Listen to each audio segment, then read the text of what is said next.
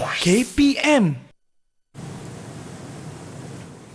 Kita sama-sama ingin mencapai kecemerlangan dalam peperiksaan SPM, maka anda sedang menonton siaran yang tepat untuk anda semua. Assalamualaikum dan selamat sejahtera. Nama saya Hanif Sean dan hari ini anda sedang menonton Didik TV KPM dalam slot sukses SPM 2022. Pecutan mata pelajaran yang sama-sama kita akan kupas hari ini ialah pertanian.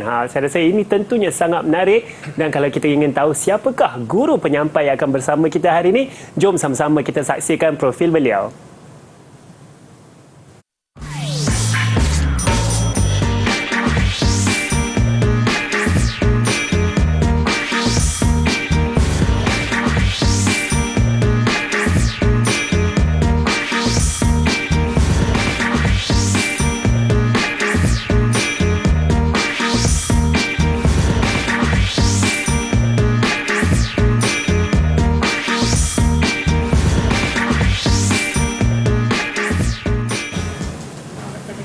Baiklah, kita sudah saksikan siapakah guru penyampai kita. Sebelum saya menjemput guru kita, tentunya bersama kita juga ada juru bahasa isyarat iaitu Cikgu Rohaya. Assalamualaikum Cikgu Rohaya. Saya rasa Cikgu Rohaya hari ini sama-sama kita nak belajar ya Cikgu, mata pelajaran pertanian. Cikgu Rohaya juga ingin bersama kita hari ini dan tentunya guru penyampai yang akan mengajar kita mengenai pertanian iaitu Cikgu Fazrin. Assalamualaikum Cikgu. Waalaikumsalam. Cikgu, apa khabar hari ini Cikgu? Sihat ni. Alhamdulillah Cikgu. Cikgu, saya pasti banyak tips yang Cikgu akan kongsi kepada murid-murid kita yang sedang menonton sekarang untuk sama-sama kita mencapai kecemerlangan dalam SPM 2022 Cikgu Okey, insya-Allah ini kita akan lihatlah pecutan untuk bagi mata pelajaran pertanian untuk menghadapi SPM 2022. Baik, boleh kita mulakan pembelajaran kita Cikgu? Boleh. Okey, seperti biasa Sean, Hanif, sebelum saya mulakan saya akan bagi teka-teki dululah. Okey apa beza bateri dengan pensel? Beza bateri dan pensel Cikgu. Ya. Bateri ialah sel kering yang ada tenaga. Okey. Pensel alat menulis Cikgu. Ini kita bagi teka-teki gurau secara gurauan lah. Okey, bateri lebih pandai lah. Bateri lebih pandai sebab apa? Sebab bateri 2A, 3A. Kalau pensel dia tak ada A, dia B. 2B, HB. Jadi bateri lebih pandai. Okey. Itu gurau-gurau je, Hanif. Okey. Saya suka jawapan ni Cikgu. Baiklah. Okey, saya teruskan dengan pecutan kita pada hari ini. Okey, untuk mata pelajaran pertanian. 3729/1. Okey, seterusnya kita lihat pada buku teks lah, pengenalan pada buku teks. Ini adalah yang telah pelajar calon-calon SPM telah belajarlah selama 2 tahun di tingkatan 4 dan 5. Okey, kita pergi kepada penjenamaan semula mata pelajaran pertanian sejak 2017. Okey, mata pelajaran sains pertanian sebelum tu sains pertanian dia telah ditukar kepada pertanian dan dijenamakan semula lah dalam banyak perubahan lah dalam silibus. Okey. Seterusnya format pentaksiran bagi mata pelajaran pertanian. Okey, yang pertama adalah jenis instrumen. Bagi kertas 1, instrumennya adalah ujian subjektif lah pada bahagian A dan B. Pertanian ni ada dua paper paper 1 dan paper 2. Paper 2 ni kita lebih kepada kerja khusus. Jadi pelajar akan buat kerja khusus semasa PDPC lah, dan di luar lah ada guru yang buat di luar jugalah. Okey, seterusnya kita tengok pada bilangan bahagian soalan. Untuk bahagian A kita ada 20 soalan dan untuk bahagian B kita ada 4 soalan. Semua wajib dijawab lah. Maknanya 24 soalan semuanya wajib dijawab oleh calon-calon. Okey, jenis item pada bahagian A adalah respon terhad, sementara bahagian B adalah respon terbuka. Nanti saya terangkanlah kita akan tengok pada bahagian A, nanti saya akan terangkan bagaimana dikatakan respon terhad dan bagaimana dikatakan sebagai respon terbuka. Okey, wajarannya adalah 70% bagi kertas 1 dan 30% bagi kertas 2. Maknanya kerja khusus yang pelajar buat tu dia akan dapat maksimum 30% lah.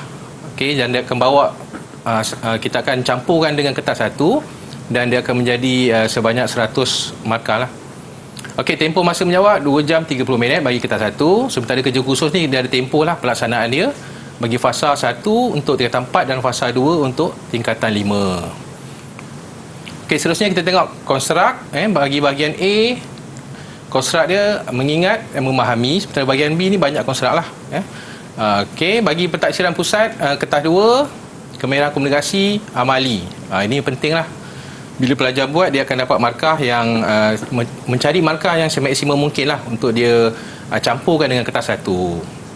Okey, seterusnya bagi alatan seperti biasalah, kertas satu ni kita ada pengiraan lah. Kita ada pengiraan, jadi kalkulator sangat diperlukan lah untuk menjawab kertas satu. Okey, seterusnya adalah kaedah penskoran. Bagi kertas satu adalah secara analitik. Bagi kertas dua adalah rubrik penskoran. Okey, ini adalah kandungan modul bagi mata pelajaran pertanian. Bagi tingkatan 4 ada 2 modul lah. Tingkatan 5 pun ada 2 modul. Tingkatan 4, modul yang pertama sains tanah. Modul yang kedua pengeluaran poultry. Bagi tingkatan 5 pun ada 2 modul. Modul ketiga adalah sains tumbuhan dan keempat pengeluaran tanaman. Okey, jadi saya nak tanyalah apa penonton di rumah, calon-calon SPM pertanian di rumah, apakah sasaran anda untuk mata pelajaran pertanian ni bagi SPM 2022? Adakah anda dah bersedia, dah cukup bersedia untuk menjawab kertas pertanian? Okey, seterusnya kita tengok pada pembahagian markah seperti yang saya cakap tadi Hanif. Ya, cikgu. Bagi kertas 1 70%, bagi kertas 2 sebanyak 30%. Jadi bila digabungkan dia akan mencapai markah maksimum 100% lah. Jadi guru-guru dan pelajar-pelajar sebenarnya boleh membuat perbincangan untuk bagaimana untuk kita menghasilkan markah yang semaksimum mungkin lah dalam mata pelajaran pertanian inilah. Saya setuju tu cikgu, dan saya pasti seperti yang cikgu katakan tadi, guru-guru dan murid-murid di rumah bolehlah melakukan sasaran tersebut ya cikgu, dan insya-Allah kalau boleh kita nak dapat markah paling tinggi, kita cuba sasar 100%. Saya pasti itu boleh untuk murid-murid kita yang sedang menonton sekarang. Tapi sekarang kita akan berehat sebentar dulu. Banyak lagi guru penyampai kita akan berkongsi dengan kita hari ini mengenai pertanian untuk sukses SPM 2022 Pecutan. Terus bersama kami di Didik TV KPM. Didik TV KPM. Didik TV KPM.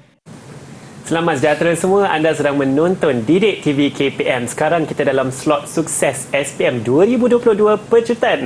Dan kita sedang belajar mata pelajaran pertanian. Bersama saya ialah Cikgu Fazrin. Dan dalam segmen ini, Cikgu Fazrin akan memberikan fokus mengenai bahagian A untuk kertas pertanian ni cikgu ya. Okey. Kita sambung Hanif Silakan, kita sambung cikgu. pada bahagian A. Okey, bagi kertas masih dalam kertas 1 bahagian A, terdapat 20 soalan bagi bahagian A. Bentuk soalan adalah soalan struktur iaitu respon terhad. Apa yang dikata respon terhad ni Respon terhad ini ialah bentuk soalan yang pelajar, yang murid mesti menjawab mengikut fakta. Okey, contohnya saya akan tunjukkan sebentar lagi lah dalam contoh-contoh soalan yang ada, bagaimana untuk kita, apa yang boleh, apa yang tidak boleh pelajar jawab. Okey, setiap soalan membawa markah 1 sehingga 4, sementara jumlah markah bagi bahagian A adalah sebanyak 50 markah. Bentuk soalan bagi bahagian A, yang pertama adalah isi tempat kosong, yang kedua melakar, melabel urutan, prosedur, seterusnya melengkapkan jadual, menghitung, dan yang terakhir adalah analisis data.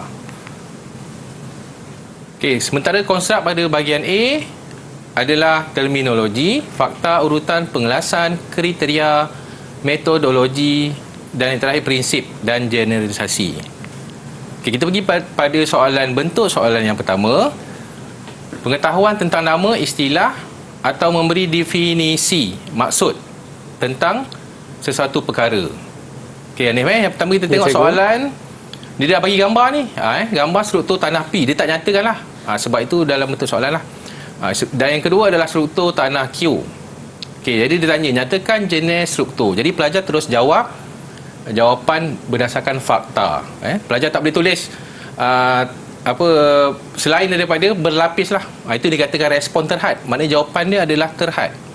Kalau pelajar jawab selain daripada berlapis, itu dah dikatakan tidak betul. Okey, Okey, jadi murid-murid di sekolah nanti boleh bertanya pada guru lah bagaimana untuk menjawab soalan respon terhad ni dengan betul. Yang kedua adalah butir rapor. Okey, jadi kalau murid-murid jawab selain daripada butir rapor, salah lah. Itu dikatakan sebagai respon terhad. Okey, seterusnya pengetahuan tentang maklumat am atau khusus, satu perkara seperti fungsi, kaedah atau tujuan. Okey, maknanya di sini kita dapat lihat Rajah 5 menunjukkan alat mekanisasi ladang, nyatakan fungsi alat itu. Okey, jadi murid-murid perlu melihat kepada soalan dengan jelas. Kadang-kadang murid-murid ni dia tak baca soalan dengan jelas, dia terus jawab. Dia terus jawab nama, dia tak bagi fungsi. Jadi murid-murid kena tengok soalan dengan betul.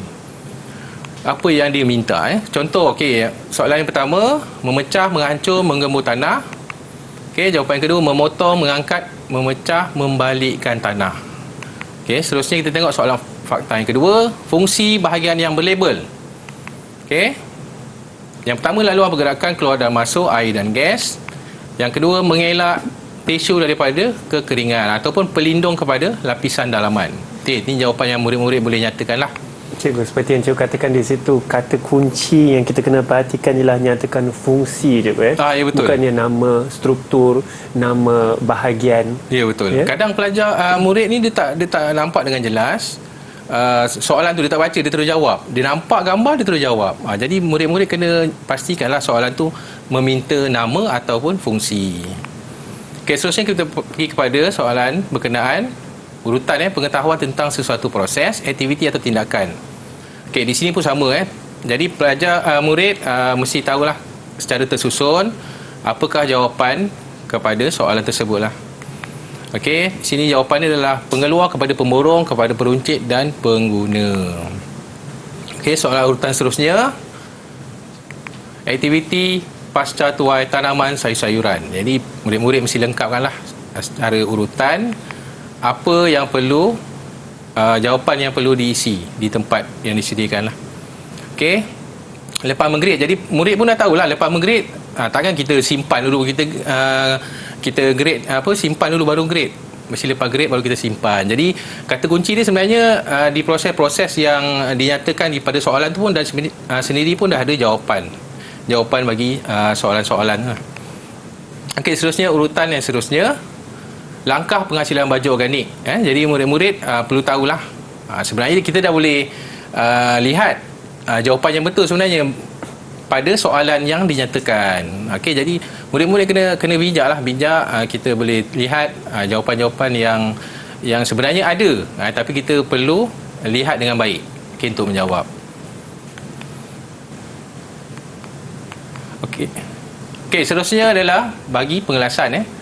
Okey, pengetahuan tentang pembahagian, pengkategorian dan pengkelompokan sesuatu perkara. Okey, yang pertama, soalannya adalah tumbuhan memerlukan makro dan mikronutrien. Nyatakan dua nutrien. Yang pertama bagi makro dan dua juga bagi mikro. Okey, ini ada contoh-contoh jawapan lah. Jawapan untuk makro, karbon, hidrogen, oksigen, dan seterusnya lah sehingga sulfur. Cikgu, untuk soalannya ni, cikgu, kalau murid tersebut tidak menyebut nama unsur tersebut, sebagai contoh karbon tetapi diletaknya simbol unsur, cikgu. Karbon diletak C, hidrogen diletak H. Okey, adakah jawapan tersebut boleh diterima, cikgu? Jawapan boleh diterima tetapi tidak digalakkan. Lebih baik pelajar tulis lengkap. Kalau karbon tu tulis karbon lah. Kalau magnesium kan Mg kan, Mg, sulfur S boleh tapi tidak digalakkan. Lebih baik kita tulis yang murid-murid tulis dengan jelas supaya mudah dibaca dan disemak. Okey, ini adalah contoh bagi murid-murid di rumah untuk membuat inovasi sendiri berkenaan akronim. Murid-murid boleh menghafal secara akronim lah. Jadi yang di sini saya buat, kalau hutang orang nanti Faris kena kejar masuk sungai. Mula-mula saya nak tulis nama saya Fazli, tapi tak sampai hati pula, saya tukar Faris lah. Okey, jadi murid-murid di rumah boleh meminta bantuan guru untuk membantu kita bagaimana untuk kita menghafal nutrien makro dan juga nutrien mikro dengan mudah. Okey, ini saya punya inovasi sendirilah. Okey, seterusnya kita pergi kepada kriteria pengetahuan tentang suatu perkara yang berkaitan dengan ciri-ciri ataupun komponen. Jadi soalannya jadual satu menunjukkan sifat-sifat tanah. Nyatakan sifat tanah berdasarkan cirinya. Okey, jadi murid-murid kena tahu yang mana ciri tanah dan mana sifat tanah. Okey, yang pertama pergerakan air ke dalam tanah. Kita pergi kepada sifat tanah iaitu saliran. Ada murid dia jawab, dia tak baca soalan. Jadi dia tengok terus okey ciri. Dia tak tengok pada sifat, dia terus jenis tanah. Ataupun dia terus benda yang lain. Jadi murid-murid perlu baca soalan dengan betul. Kemudian baru kita jawab. Lebih mudahlah. Okey, soalan seterusnya sama juga jenis tanah. Ini saya sebut tadi Hanif.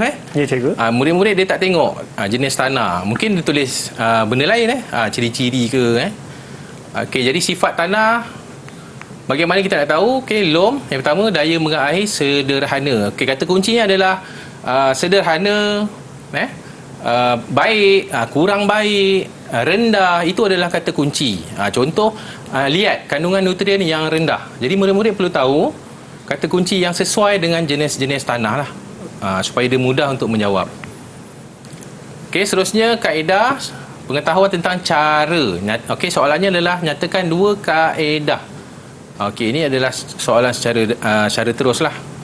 Okey, jadi murid-murid mesti menguasai kaedah-kaedah yang diperlukan untuk menentukan nilai pH tanah.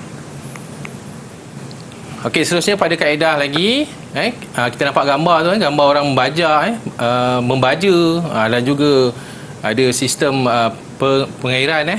Okey, jadi nyatakan kaedah. Soalannya rajah 3 menunjukkan kaedah memperbaiki keadaan tanah. Okey, nyatakan kaedah A adalah pemugaran, okey, B pembajaan dan C adalah pengairan. Okey Cikgu, kalau ada murid yang jawab kaedahnya ialah membajak, cikgu, sebagai contoh, adakah itu jawapan yang boleh diterima untuk salah satu gambar yang telah diberi? Soalan A tu gambar A tu okey, macam saya sebut tadi, bahagian A adalah respon terhad. Okey, jadi jawapan mesti berdasarkan fakta. Murid-murid mesti menyatakan jawapan secara fakta.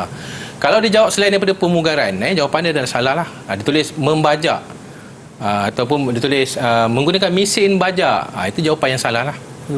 Okey, jadi murid-murid mesti nyatakan kaedah dengan fakta yang betul. Okey, kita pergi kepada soalan melibatkan kebolehan kognitif, penggunaan pengetahuan. Okey, soalannya adalah S dan T adalah dua jenis baja kimia. Hitungkan kuantiti nutrien K. Ini soalan terus berkenaan pengiraan baja. Jadi murid-murid mungkin dah ada formula masing-masing untuk mengira, untuk membuat pengiraan baja, sebab banyak banyak kaedah yang telah diperkenalkan oleh guru-guru di seluruh Malaysia berkenaan pengiraan nutrien, pengiraan baja. Okay, jadi murid-murid boleh berbincang dengan guru lah kaedah mana yang sesuai, ataupun murid ada kaedah sendiri untuk kita mengadakan formula kita sendirilah untuk memudahkan pengiraan. Okey, ini masih dalam soalan pengiraan. Rekod berat seekor puyuh. Okey, hitungkan pertambahan berat badan. Okey, jadi kita tengoklah berat badan kita tolakkan 300 gram semasa dijual dan juga semasa menetas. Okey, kemudian NPM. NPM pun ada formulanya tersendirilah. NPM pun ada formula tersendiri. Jadi murid-murid perlu kuasai formula-formula tersebut, sama ada formula pengiraan baja, NPM. Okey, seterusnya. Baiklah cikgu, saya rasa cikgu telah berkongsi begitu banyak teknik menjawab untuk bahagian A mengikut konstruk yang sesuai dengan soalan tersebut, cikgu. Okay. Dan sekarang kita akan berehat sebentar. Tentunya banyak lagi Cikgu Fazrin akan berkongsi dengan kita mengenai mata pelajaran pertanian dan juga teknik-teknik menjawab soalan SPM. Kita akan berehat sebentar. Pastikan anda terus bersama kami di Sukses SPM 2022 Pecutan di Didik TV KPM. Didik TV KPM. Didik TV KPM. Hai semua, anda sekarang sedang menonton slot Sukses SPM 2022 Pecutan di Didik TV KPM. Bersama saya ialah Cikgu Fazrin, dan Cikgu Fazrin akan berkongsi dengan kita mengenai mata pelajaran pertanian, khususnya teknik menjawab bahagian B. Bahagian B. Ya, cikgu? Ya. Baik, Kita boleh akan sambung kepada bahagian B Hanif. Ya, silakan cikgu. Okey, kita tengok pada bentuk soalan pada bahagian B. Okey, terdapat 4 soalan besar. 4 soalan besar ni sebab apa saya sebut besar? Sebab dia ada anak-anak dia lagi lah. Mungkin 1A, 1B, 1A tu pun kadang ada 1A1, 1A2. Okey, itu dikatakan 4 soalan besar lah. Okey, jadi murid-murid mesti menjawab semua soalan. Okey, bentuk soalan adalah secara esei. Respon tidak terhad. Okey, respon tidak terhad ni maknanya jawapan dia boleh secara dibuat secara secara esei, tapi tertakluk kepada kita tidak boleh jawab secara ni jugalah. Dia ada limit ni juga, dia ada had ni juga. Okey, kita pergi kepada jenis soalan. Okey, 2 soalan adalah sebanyak 10 markah dan 2 soalan lagi adalah sebanyak 15 markah. Jadi total adalah 50 markah bagi bahagian B. Masa yang dicadangkan tak semestinya murid-murid perlu ikutlah masa yang dicadangkan. Okey, masa yang dicadangkan adalah untuk menjawab bahagian B adalah 1 jam 15 minit. Okey, kita tengok panduan menjawab soalan. Yang pertama, murid mesti baca soalan dengan tenang dan cermat. Kadang ada murid ni dia baca secara gopoh dan bila dia jawab tu dia dah ada jadi masalah lah. Dia tak jawab dengan tenang. Okey. Yang kedua, kenal pasti dan garis kata kunci bagi setiap soalan. Okey, bila kita dah dapat soalan tu, kita dah pergi pada bahagian B, kita mesti tengok apa kata kunci bagi soalan tersebut.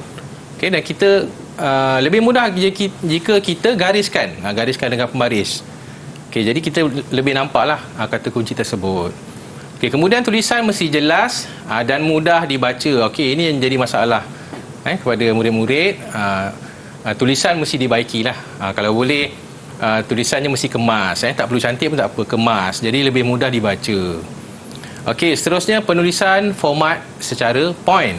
Point ni maknanya tidak secara esei ataupun karangan. Nanti saya akan tunjukkan contoh bagaimana untuk menjawab secara point. Okey, bagi soalan nyatakan fakta sahaja 1 markah. Itu kalau keluar soalan nyatakan. Kalau soalan terangkan, kita perlukan 1 fakta dan 1 huraian. Seterusnya huraikan. Biasanya soalan-soalan berkaitan langkah-langkah amali lah. Sebab huraikan ni dia soalan yang panjang, jawapan yang panjang. Di situlah saya pasti kata kunci yang harus digariskan juga. Betul. Nyatakan, terangkan atau huraikan. Betul ya, Nif. Okey, kita sambung lagi. Okey, seterusnya panduan menjawab. Jawapan dalam bentuk point. Saya cakap tadi dah. Bentuk point dan berstruktur. Nyatakan sama macam tadi. Terangkan tulisan ringkas dan padat. Mesti ringkas dan padat. Sebab pertanian ni satu mata pelajaran yang bukannya macam bahasa Melayu, bahasa Inggeris.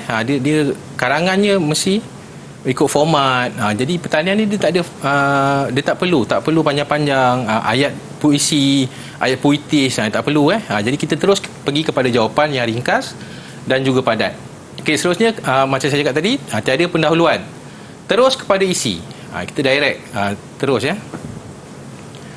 Okey, seterusnya jangan bermain dengan masa. Macam cakap tadi tak perlu nak tulis pantun ke puitis-puitis. Jadi kita terus pergi pada jawapan. Jangan mengulangi contoh, huraian jawapan pada fakta lain. Okey, kemudian jawab mengikut markah yang diberikan. Kalau minta 4, kita bagilah 2 fakta, 2 huraian, 4 markah. Okey, kalau pengiraan mesti tunjukkan jalan kerja. Tunjukkan jalan kerja. Biasanya murid-murid ni ada setengah dia kelang kabut menjawab, jadi dia lupa nak tulis jalan pengiraan. Jadi ini dah memberi kesan lah kepada markah. Okey, kemudian kesalahan unit. Contohnya berat baja dia tulis RM. Sepatutnya berat kg atau gram, kg kilogram kan. Tapi kadang ada murid dia kelang kabut, dia buat dengan gopo, jadi dia tulis berat, dia tulis RM. Bila ringgit kadang dia tulis kilogram. Jadi itu memberi kesan lah. Okay, jadi murid mesti tenang lah untuk menjawab bahagian B. Okey, lebih berkesan kita jarakkan antara fakta ataupun buat garisan pada jawapan. Tulisan nyata, senang baca dan berformat. Maknanya tak berterabur lah. Tulisannya mesti cantik lah. Dia punya poin-poin yang dinyatakan. Okey, kemudian cara menulis jawapan yang digalakkan. Ini saya sebut tadi Hanif. Ya, cikgu. Cara menulis jawapan yang digalakkan secara point. Secara point, okey, kita tengoklah. Kita tengok jawapan yang tidak digalakkan. Okey, ini saya sebut tadi, dia bawa karangan. Jadi lebih menyukarkan untuk ditandalah oleh pemeriksa. Okey. Seterusnya kita tengok konstruk bahagian B. Kita akan tengok contoh-contoh soalan yang ada. Aplikasi ada dua lah, prosedur dan pengiraan.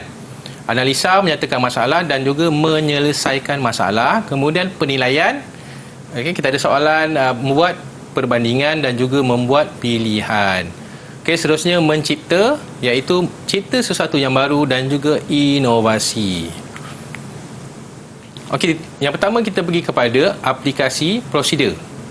Okey, contoh soalan yang ada yang dinyatakan di skrin. Kebolehan menggunakan prinsip dan generalisasi pada satu masalah dan situasi baru. Okey, contoh soalan Rajah 2 menunjukkan salah satu langkah bagi menghasilkan baja organik. Kenal pasti jenis baja organik. Kenal pasti. Kenal pasti. Jadi murid-murid boleh cari kata kunci pada soalan tersebut.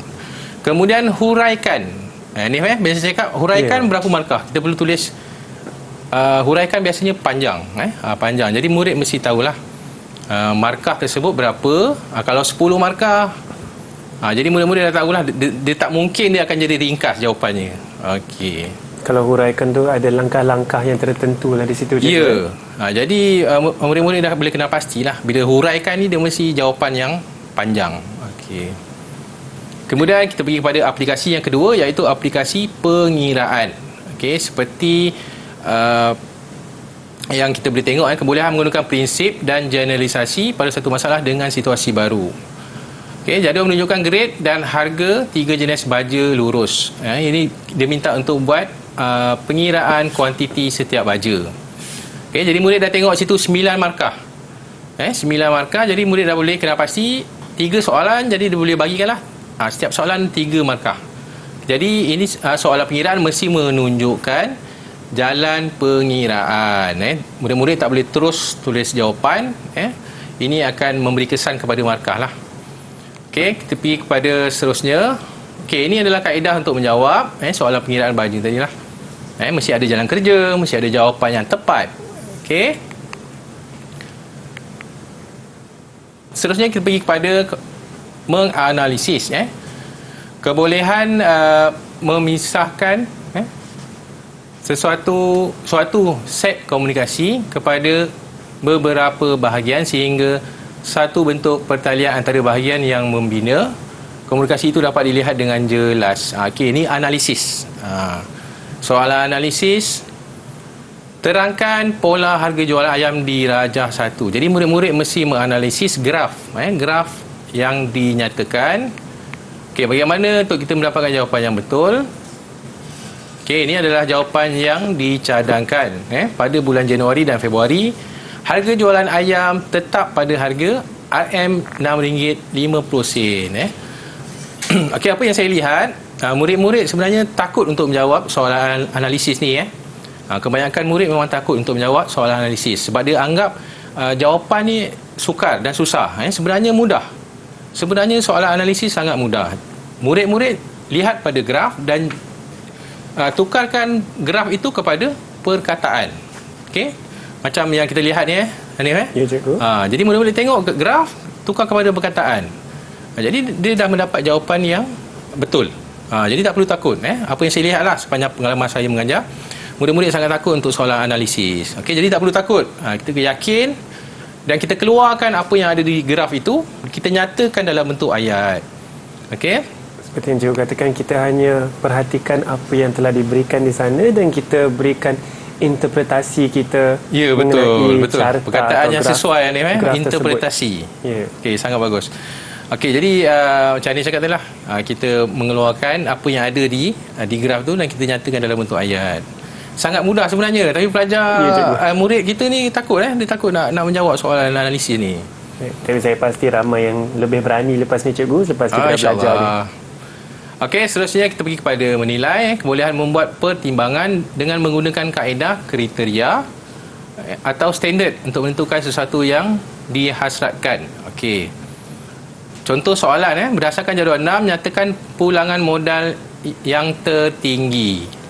Okey, ini pun sama soalan yang murid sangat takut untuk jawab. Okey. Jadi sepatutnya lebih mudahlah sebab kita boleh lihat, boleh baca di dalam jadual yang diberikan dan kita keluarkan dalam jawapannya dalam bentuk ayat. Yang ini pun sama, kita tengok bidang mana yang modal tertinggi. Macam mana nak cari modal? Jadi murid-murid mesti menguasai semua tu, pengiraan. Bagaimana formula untuk mencari menjawab formula untuk mendapatkan modal, formula untuk mendapatkan keuntungan. Okey, jadi murid-murid perlu menghafal formula-formula yang ada. Okey, kemudian kita pergi pada soalan seterusnya, nilaikan prestasi ketiga-tiga bidang. Okay, jadi kita mesti menilai ketiga-tiga bidang tadi. Saya pergi semula.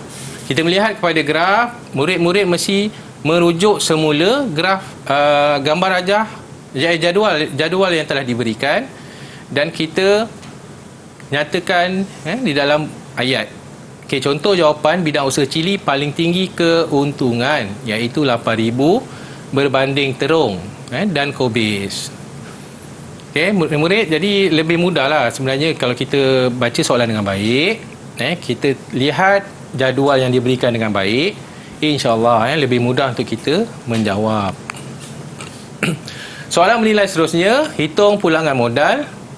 Yang kedua, menggunakan baju kimia NPK, menggunakan baju organik.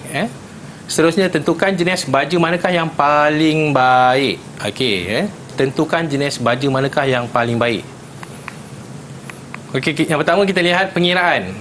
Macam saya sebut tadi, murid-murid boleh menggunakan formula ataupun kaedah ataupun inovasi berkaitan pengiraan baju ni. Mungkin guru-guru dah ada cara masing-masing, jadi murid-murid boleh berbincang atau minta bantuan daripada guru untuk menggunakan kaedah sesuai bagi pengiraan.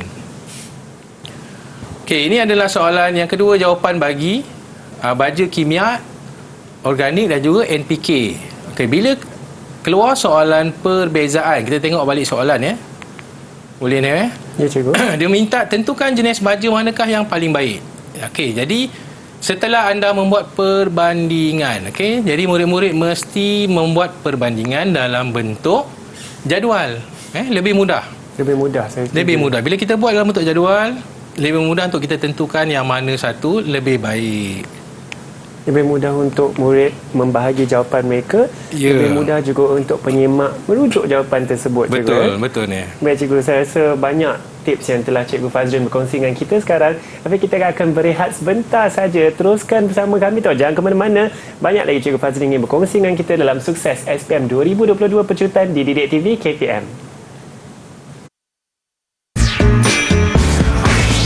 Didik TV KPM. Didik TV KPM. Hai semua, anda sekarang sedang menonton Didik TV KPM. Kita dalam slot Sukses SPM 2022 Pecutan.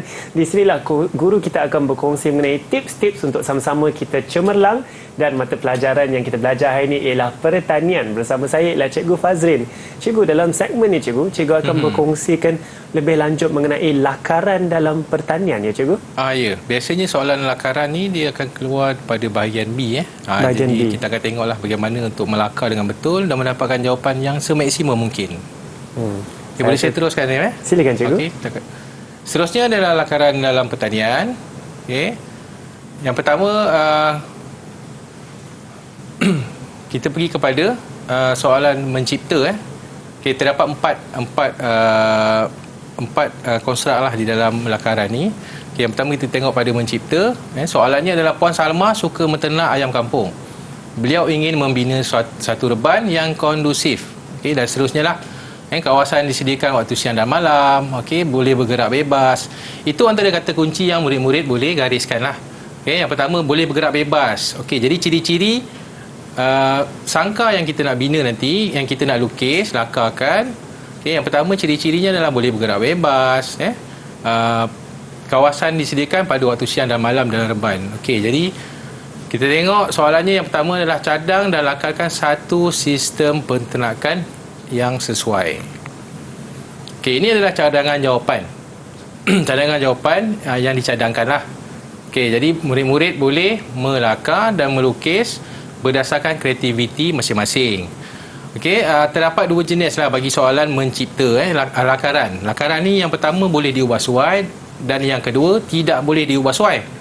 Okey, jadi ini adalah contoh bagi lakaran yang boleh diubah suai. Jadi murid-murid boleh mengikut kreativiti masing-masing, sama ada reka bentuk, tapi mengikut ciri-ciri yang diminta oleh soalan. Okey, murid-murid mesti rujuk semula kepada soalan. Okey, ciri-ciri apa yang diperlukan bagi kita melakar dalam jawapan tersebut. Okey, ini adalah contoh cadangan markah. Yang pertama, lakaran satu markah. Ini adalah sekadar contoh, boleh berubah mengikut keadaan soalan. Yang penting label. Murid-murid mesti melabel, mesti melabel. Sebentar ini saya akan tunjukkan contoh soalan yang dilabel. Okey, anda dikendaki mereka cipta satu alat perangkap serangga menggunakan botol minuman plastik berikut. Bagaimana untuk kita mencipta? Mereka cipta satu alat perangkap serangga. Okey, gambar diberi adalah gambar botol air mineral. Okey, ini adalah cadangan jawapan. Bagaimana kita mencipta perangkap serangga tersebut. Ini label yang saya nyatakan tadi lah. Mesti murid-murid jangan takut untuk melabel lakaran. Okey, label dengan betul, label dengan tepat, label dengan jelas. Kita boleh buat tarik anak panah dan kita nyatakan label tersebut lah. Okey, contoh tali untuk gantung, mesti tebuk lubang, ataupun tulis lubang pun boleh, tak masalah. Air. Okey, seterusnya adalah kemahiran mencipta. Soalannya adalah anda berhasrat menternak puyuh pedaging di ruang belakang rumah anda. Okey, Hanif, biasanya soalan mencipta ni dia akan bagi soalan situasi. Boleh jadi Hanif ingin menternak puyuh pedaging di ruang belakang rumahnya. Okey, jadi soalannya berdasarkan Darjah 4, lakar dan labelkan sebuah reka bentuk sangka yang anda cadangkan itu. Okey, ini soalan. Okey, ini adalah contoh jawapan. Okey, bagi soalan tersebut. Okey, jika kita tengok label, murid mesti labelkan semaksimum yang mungkin lah untuk mendapatkan jawapan yang maksimum. Jangan takut untuk melabel. Kadang murid ni dia agak takut untuk meletakkan label pada lakaran. Jadi kita tak perlu takutlah. Kalau saya perhatikan dari gambar ini juga, cikgu, kita kena kenal pasti komponen-komponen untuk setiap bahagian yang telah kita lukis atau kita lakarkan itu, cikgu. Ya, betul. Bila kita dah lakar dah siap, kita dah pastikan komponen-komponen tersebut, kemudian kita label. Dia pelajar dia takut untuk melabel. Dia sendiri yang lukis, murid sendiri yang lukis, dia pula yang takut untuk melabel. Jadi jangan takut. Kita label semaksimum yang boleh untuk kita mendapatkan markah yang maksimum. Okey, ini satu lagi contoh bagi jawapan bagi soalan tersebut lah. Okey, untuk lakaran bagi perumahan poultry kita boleh lihat pada muka surat di buku teks tingkatan 4 pada muka surat 134. Jungka sangka ayam, murid-murid di rumah mungkin dah ada buku teks di tangan, dah boleh buka, boleh kita semak lah sama-sama. Boleh buka muka surat 134 untuk sangka puyuh dan 135 untuk sangka ayam. Okey, markah bagi sangka puyuh dari aspek yang saya sebut tadi lah, label, susun atur, mesti jelas. Susun atur pun mesti jelas. Ada pelajar, ada murid kadang dia lukis sengit, jadi lakaran tu tidak menunjukkan saiz yang tepat lah. Dia mesti sesuai mengikut soalan. Kekemasan perlu dijaga. Kalau kita garis dengan betul. Kalau kita buat jaring, macam dalam gambar di skrin ni, kalau kita buat jaring, kita buat dengan betul. Jadi lebih kemas kita lakaran kita. Okey, seterusnya struktur lakaran yang betul. Nisbah dia mesti betul lah. Kalau saiz sangka tu mesti sesuai dengan saiz mentol. Tak adalah mentol lebih besar daripada sangka ataupun tempat makanan dan minuman lebih besar daripada sangka ataupun penuh sangka. Jadi mesti sesuai. Saiz komponen itu, alat-alat keperluan peralatan mesti sesuai dengan saiz sangka yang dilakar. Kita mengikut logik juga di sini. Mengikut logik betul ni. Okey, ini struktur dalaman tumbuhan. Okey, ini yang saya katakan tadi, jenis lakaran yang tidak boleh diubah suai. Tadi macam saya pergi semula kepada lakaran sangkar puyuh tadi. Itu adalah lakaran boleh diubah suai mengikut keadaan kreativiti murid-murid ataupun mengikut kehendak soalan. Okey, kemudian kita pergi pada struktur dalaman tumbuhan. Ini adalah lakaran yang tidak boleh diubah suai. Sebab apa? Sebab dia dah ada gambar yang dinyatakan di dalam buku teks. Jadi murid-murid tak boleh ubah suai. Kalau struktur anatomi akar mesti berbentuk seperti akar lah. Dia tak ada mengikut kreativiti murid. Okey, jadi ini adalah soalan lakaran bagi lakaran yang tidak boleh diubah suai. Okey, murid-murid yang ada buku teks di rumah boleh lihat pada muka surat 21 kita ada struktur anatomi akar. Muka surat 22 ada batang dan juga daun pada muka surat 23. Okey, bagi jawapan yang perlu kita lihat ciri-ciri jawapan yang betul yang boleh mendapatkan markah maksimum. Kekemasan mesti jelas. Okey, kekemasan yang pertama, kedua jelas. Yang kedua, yang ketiga label dengan betul. Murid-murid mesti mengenal pasti setiap label mestilah betul. Dan seterusnya struktur lakaran juga adalah struktur lakaran yang betul. Okey, ini dikatakan struktur anatomi batang. Jadi apa yang ada di dalam buku teks seperti itu jugalah yang murid-murid mesti lukis. Tak boleh ubah suai. Sebab dia jenis lakaran yang tidak boleh diubah suai. Ini adalah contoh struktur anatomi batang. Label dengan kemas, lukis dengan kemas, warna pun dengan kemas. Baru kita boleh mendapatkan markah yang maksimum. Lebih jelas juga dengan lebih label jelas. yang sepatutnya, warna yang sepatutnya, mudah untuk membezakan sebagai contoh antara struktur epidermis dan struktur endodermis di situ.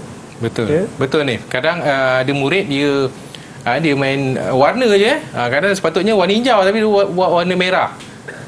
Itu adalah jawapan tidak digalakkanlah salah lah. Jadi tidak mengikut spesifikasi jawapan yang betul lah. Nanti label yang pertama saya tekankan kat sini, label. Jangan takut untuk melabel murid-murid. Kita kena berani untuk melabel. Kalau salah kita dah cuba yang terbaik. Kalau betul, alhamdulillah rezeki kita. Okay, jadi murid-murid mesti pastikanlah label dengan betul. Seterusnya kita pergi kepada reka bentuk sistem penanaman. Okey, reka bentuk sistem penanaman yang pertama hidroponik NFT. Kita boleh lihat kalau murid-murid ada di buku teks di rumah, kita boleh tengok pada muka surat 104. 106 bagi hidroponik dan juga 108 bagi vertigasi. Ini adalah contoh lakaran bagi sistem hidroponik NFT. Lihat bagaimana dia melabel bagaimana lakaran tu dilabel. Okey, yang kedua bagaimana susun atur sistem tu sendiri. Adakah mengikut spesifikasi jawapan yang dikehendaki? Kemudian kekemasan. Kalau ni tengok kemas ni tak? Kemas juga. Kemas jadi ini boleh jelas. jadikan contoh yang baiklah. Kalau saya perhatikan dengan sekali seimbas lalu pun saya rasa agak kemas dan juga ada anak panah di situ cikgu, yang saya sendiri akan faham bagaimanakah air itu Mengalir cikgu mengalir. itu dialihkan ke mana jadi inilah salah satu contoh lakaran yang jelas lah untuk pelajar ikut, untuk murid ikut. Okey, seterusnya struktur lakaran mesti struktur yang betul. Okey, jadi murid-murid dah tahu sebenarnya bagaimana untuk kita mendapatkan markah yang maksimum. Ini contoh bagi sistem vertigasi. Markah sama juga dari aspek label, susun atur, kekemasan. Memang tak lari. Aspek-aspek tersebut memang ada bagi setiap lakaran. Jadi murid-murid dah tahu. Soalan apa pun yang keluar kita mesti lihat dari segi aspek.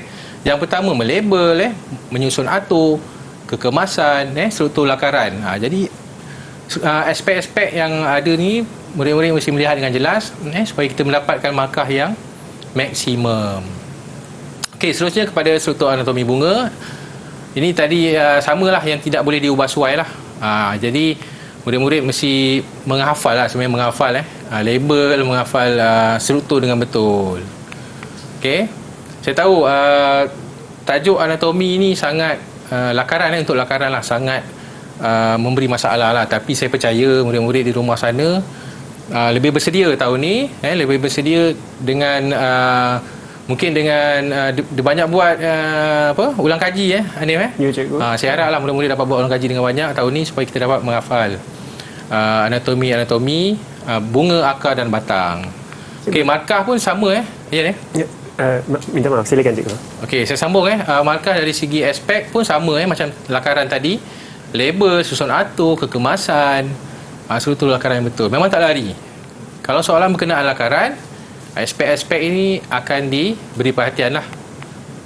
Seperti gambar yang bunga tadi pun cikgu, saya rasa menarik kerana ada gambar bunga yang jelas di tengah dan juga diberikan pengkhususan kepada organ pembiakan jantan di sebelah kanan cikgu situ dan juga organ pembiakan betina di sebelah kiri cikgu betul gambar ini. Lakaran dia memang jelas lah. Jadi ini antara contoh cadangan jawapan yang boleh mendapat markah yang maksimum lah. Okey, cadangan Okey, seterusnya kita sambung kepada sistem aeroponik. Markah juga kita lihat. Markah yang pertama label. Sama juga, dia tak lari susun atur, kekemasan dan juga struktur lakaran yang betul. Okey, jadi murid-murid mesti menyatakan dengan jelas lah kalau dia buat timer tu dalam bahasa Inggeris kita panggil timer lah. Apa masa tu mesti betul lah. Mesti betul, okey, dan mengikut spesifikasi yang sesuai lah dengan kehendak jawapan, kehendak soalan. Kita sudah pun sampai ke penghujung raja. Cikgu ada sedikit kata-kata seperti itu. Sebelum saya habis macam biasa saya akan bagi pantun lah. Mungkin nak beli boleh Okey, kalau mencari buah asam biar lebih jangan berkurang, rajin berusaha siang dan malam, tangga kejayaan pasti datang. Wow, cikgu, saya rasa itulah yang terbaik cikgu. Saya pasti cikgu ada juga pesanan kepada murid-murid di rumah, calon-calon SPM kita cikgu. Okey, bagi murid-murid calon-calon SPM pada tahun ini, saya harap semua dah bersedia untuk kertas pertanian 3729 sop 1. InsyaAllah segala usaha pasti akan mendatangkan kejayaan. Jangan berputus asa, teruskan mengulang kaji untuk SPM 2022. Saya doakan semua calon-calon yang mengambil mata pelajaran pertanian semua lulus dengan cemerlang, mendapat markah yang cemerlang. Saya boleh kredit sikit tak untuk rakan-rakan saya yang banyak membantu saya Okey, terima kasih kepada Cikgu Nordin di SMK Teluk Kerang dan juga Cikgu Tuan Muhammad Firdaus di SMK Muterini, juga kepada JPMP Pertanian Daerah Keluar. Terima kasih banyak untuk membantu saya pada pecutan SPM kali ini. Baiklah, terima kasih banyak-banyak cikgu, dan seperti yang cikgu katakan, rajin berusaha siang dan malam, tangga kejayaan pasti datang. Saya pasti semua murid-murid di rumah banyak berusaha dan insya-Allah sama-sama kita akan berjaya. Dengan itu saya ingin mengucapkan ribuan terima kasih kepada guru penyampai kita, Cikgu Fazrin. Terima kasih banyak-banyak Cikgu Fazrin. Dan juga kita punya jurubahasa isyarat iaitu Cikgu Rohaya bersama kita. Terima kasih Cikgu Rohaya. Dan kepada individu-individu yang Cikgu Fazrin sebut tadi, tentunya mereka juga banyak berjasa dalam pembelajaran yang kita ada hari ini. Kepada murid-murid di rumah juga terima kasih kerana bersama kami hari ini. Teruskan berusaha, insya-Allah seperti cikgu katakan, tangga kejayaan pasti datang. Nama saya Hanif Sean, insya-Allah kita jumpa lagi di Didik TV KPM.